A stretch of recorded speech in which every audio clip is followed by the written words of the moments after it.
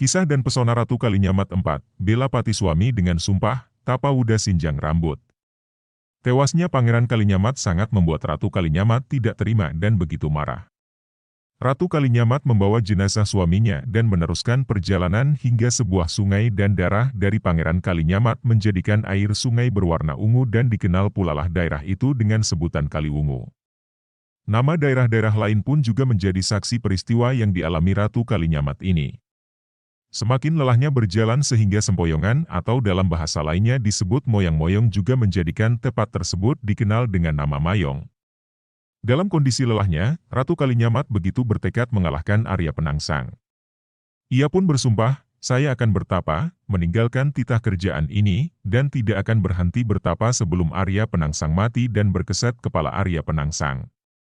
Sumpah ini disebut dengan Tapawuda Sinjang Rambut. Ratu Kalinyamat pun meninggalkan rumahnya dan bertapa di Wukir, yang berada di Gunung Danaraja daerah dekat Keling yang masih kawasan Jepara.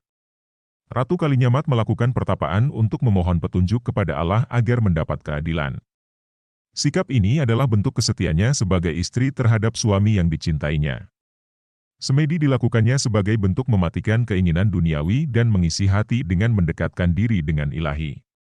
Ratu Kalinyamat memiliki harapan besar kepada adik iparnya, Sultan Hadiwijaya seorang Bupati Pajang untuk dapat membalaskan dendamnya karena juga memiliki kesaktian yang setara dengan Arya Penangsang.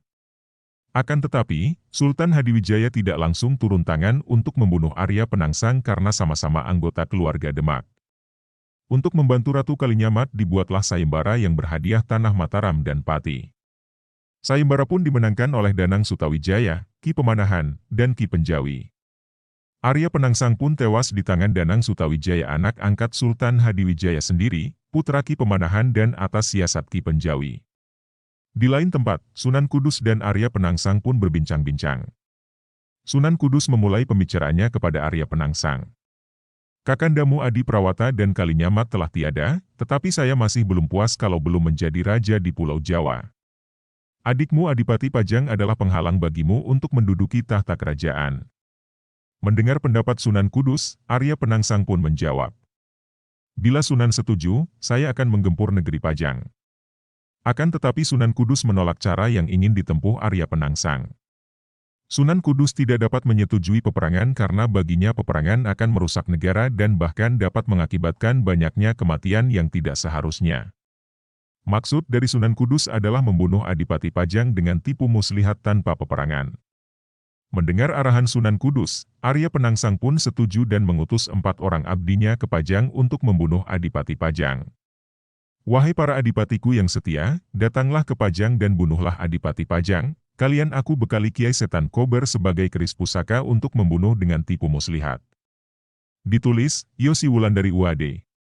Wahai para adipatiku yang setia, datanglah ke Pajang dan bunuhlah Adipati Pajang, kalian aku bekali Kiai Setan Kober sebagai keris pusaka untuk membunuh dengan tipu muslihat.